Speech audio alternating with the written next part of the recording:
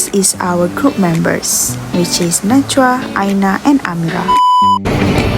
Celecoxib is a non-steroidal anti-inflammatory drug, which is NC, is used for reducing hormone that cause inflammation and pain in the body.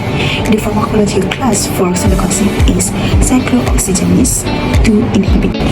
For Diclofenac drug, which is a non-steroidal anti-inflammatory drug, NC is used to treat mild to moderate pain, which to relief of arthritis.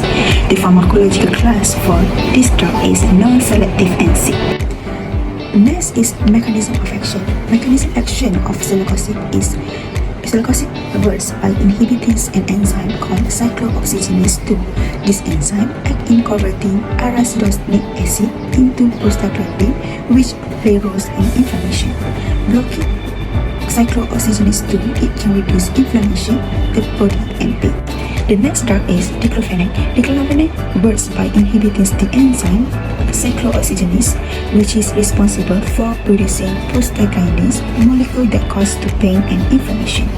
Since Diclofenac is non-selective NC, it blocks both of the enzyme, which is cyclooxygenase 1 and 2, which can reduce the production of prostaglandins, thus relieve pain and inflammation and also the fever.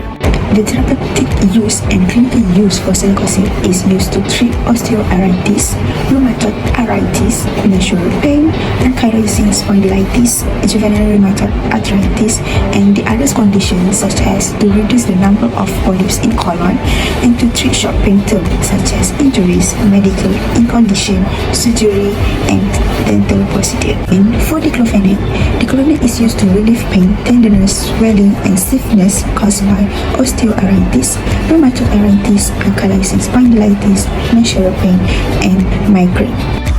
Hi, so the first drug is Celecoxib.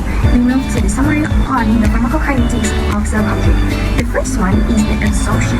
Celecoxib is rapidly absorbed into the gastrointestinal tract, which is the GIT, through oral preparation.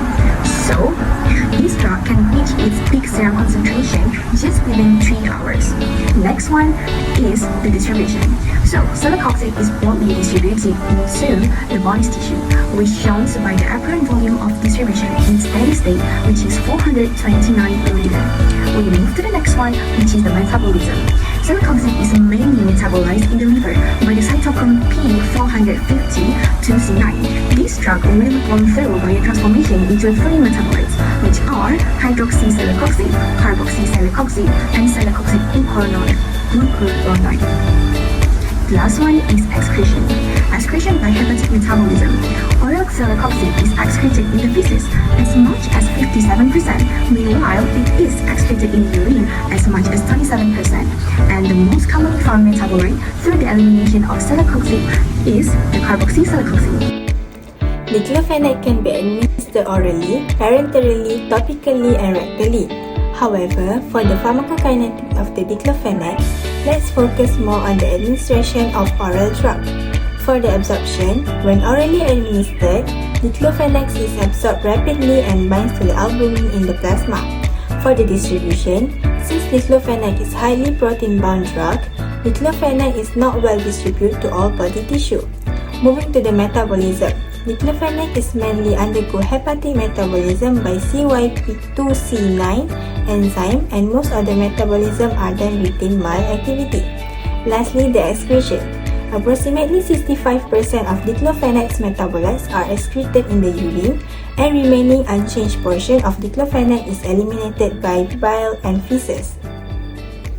So now we are going to present about Celecoxib drugs. Now, we move on to the dosage and administration of Celecoxib. We have 2 oral preparations. So, the first one is capsule. So, the dosage is differ for all diseases. For example, for osteoarthritis, it is 200 mg daily.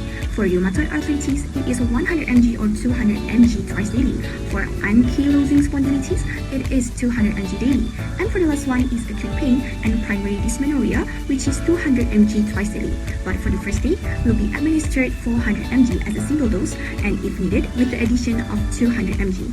And the second one for oral preparations is oral solution. It is used for acute migraine attacks, and the dosage is 120 mg daily as a single dose. Next, we move to the duration of therapy of Celecoxib. It has two, which is the short term and the long term. For short term is for Celecoxib that is used for pain relief. Meanwhile, for the long term is Celecoxib that is used for chronic conditions like arthritis. So, in addition, is to always consult with a doctor for the treatment length that is suitable for your medical condition. And for ankylosing spondylitis, if after 6 weeks of administration and it has no effect, then patient may try to take 400 mg daily. However, if there is still no effect after 6 weeks, then we may consider to take alternative treatment. And the most important part is to use the lowest effective dose for the shortest possible treatment duration. The next one is potential side effects of Celecoxib. The first one is serious skin reactions. Notify your doctor if you experience symptoms like skin rash, swelling of your lymph nodes, and also skin color changes. The second one, Celecoxib may cause diarrhea, so you have to drink a lot of water to make sure that you stay hydrated. The third one is it will cause kidney problems, so you have to monitor if there are any changes in urine volume, and also seek medical attention if you experience one of the symptoms. The next one is cardiovascular problems. Get medical attention as soon as possible when you experience chest pain, breathing problems, or dizziness. Next one is digestive problems. Seek medical help if symptoms like black stool, blood vomiting, or even abdominal pain occur. And the last one is nausea and vomiting, which is the common side effects. So for the management is you can consume dry food like crackers, toast, and cereals, and make sure to avoid eating nausea-triggering food like strong-smelling food, fried and spicy foods. Next, we moved on to contraindications and the precautions of taking Celecoxib. The first one is it is contraindicated with the management of post-operative pain for coronary artery bypass graft, CABG surgery. For your information, CABG surgery is a surgical procedure to treat coronary artery disease. So why it is contraindicated with Celecoxib?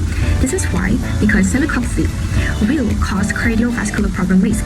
The second one is it is contraindicated with patients who has severe allergy to sulfur compounds. This is because Celecoxib contains sulfonamide group, so it will cause allergic reactions to those allergic to sulfur.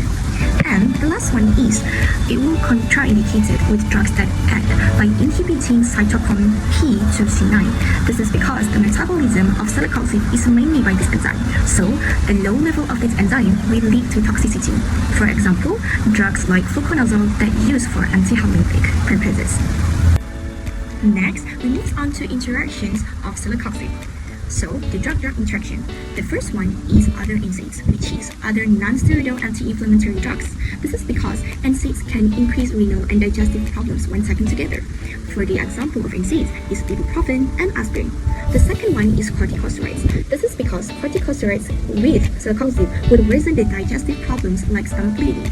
The example of corticosteroid is prednisone and dexamethasone. The third one is anticoagulants and antiplatelets, or called as blood thinners. This is because it can increase the bleeding risk. For example, warfarin, dabigatran, and clopidogrel. And the last one for drug-drug interaction is antihypertensive drugs. This is because it can increase the effectiveness of antihypertensive drugs and also raise the possibility of some adverse effects of Celecoxib. For example, losartan, propranolol, and lisinopril. For the next one is drug-food interactions. You have to avoid alcohol consumption. This is because drinking alcohol while taking your Celecoxib will cause to increase your risk of experiencing stomach issues, such as intestine or stomach bleeding. And the last one is drug-herbs interactions. The first one is ginkgo. This is because ginkgo can cause higher risk of bleeding if you take ginkgo while taking Celecoxib. As a result, you can bleed or bruise more easily than normal. So, this is the last part of Celecoxib, which is the drug storage and handling. This is very important for all patients, so listen. Celecoxib must be stored properly to preserve both chemical stability and its therapeutic efficacy. So, for the temperature, you can store in the room temperature, but preferably between 15 degrees Celsius and 30 degrees Celsius. And you also have to place it in a dry place, protected from direct sunlight and also moisture. Why? This is because Celecoxib will go through drug degradation if it is exposed to high temperatures or humidity levels. That's all for me. Thank you. The next drug is Diclofenac. So here we go. Diclofenac consists of several types of dosage form, which is oral preparations such as tablets and capsules, parenteral preparations such as intravenous injection and intramuscular injection, and lastly topical preparations such as gel. For oral diclofenac, it can be administered in delayed release or immediate release tablets in 25 to 150 mg tablets for treatment of osteoarthritis and rheumatoid arthritis. For parenteral intravenous diclofenac, it can be administered as a 37.5 mg bolus injection every 6 hours for acute, moderate to severe pain. For parenteral intramuscular diclofenac, it comes as a 75 mg in 3 ml solution for managing moderate to severe pain. Meanwhile, for topical diclofenac, it is available as gel preparation with concentration from 1% to 3% that indicated for osteoarthritis and monoarthritis joints. Now, let's move to duration of therapy for diclofenac. Diclofenac can be used for short term in acute pain such as muscle sprain or back pain for a few days up to 1 week and stop once the pain improves. Besides, for dysmenorrhea, which is menstrual pain, diclofenac can be taken only during menstrual day. And for migraine attack, diclofenac can be taken as single dose treatment. Diclofenac also can be used for long term in conditions such as osteoarthritis and rheumatoid arthritis with lowest effective dose and must have regular review for every month. Same as other drug, diclofenac also has its own side effects. However, these side effects can be reduced by following several management measures. Potential side effects of diclofenac are increased risk of heart attack, nausea, kidney dysfunction, increased blood pressure, dizziness or headache, and liver damage. Now, let's take a look at the contraindication and precaution that is associated with this drug. First, diclofenac is contraindicated in patients with history of increased cardiovascular risk such as myocardial infarction and stroke because this drug can elevate the risk of heart complications. Second, it is advised to avoid diclofenac in elderly patients because they are prone to have adverse effects such as gastrointestinal bleeding and kidney issue. Third, patients with known allergy to NSAID drug should not take this drug as it may trigger severe allergic reaction. Lastly, patients with mild or severe renal insufficiency should avoid this drug since the kidney are responsible for drug elimination and impaired kidney function condition can lead to drug accumulation and toxicity. Next, let's talk about the interactions of diclofenac. Starting with drug-drug interactions, diclofenac can interact with several types of medications. First, SSRIs like fluoxetine may increase the risk of gastrointestinal bleeding. Next, anticoagulants such as warfarin also raise the risk of GI bleeding and may cause kidney damage. Next, lithium. Lithium levels can increase when taken with diclofenac, leading to possible toxicity. Other than that, corticosteroid like prednisolone may further raise the risk of ulcer and GI bleeding. Next is antihypertensive drugs like ACE inhibitors may have reduced blood pressure lowering effect and increased kidney damage risk. Other NSAIDs like ibuprofen also should be avoided to prevent excessive GI and kidney-related side effects. And finally, methotrexate can interact with diclofenac and increase its toxicity, especially affecting bone marrow. As for drug-food interactions, excessive or chronic alcohol intake should be avoided as it increases the risk of gastrointestinal side effects. Last but not least, let's move on to how diclofenac should be stored and handled properly. For tablets or capsules, they should be stored at room temperature around 25 degrees Celsius and kept away from moisture and direct sunlight. For injectable diclofenac, it should also be stored at room temperature between 20 to 25 degrees Celsius and it also needs to be protected from light and importantly, do not freeze. Lastly, topical gel diclofenac should be stored below 25 degrees Celsius and also protected from excessive heat and moisture.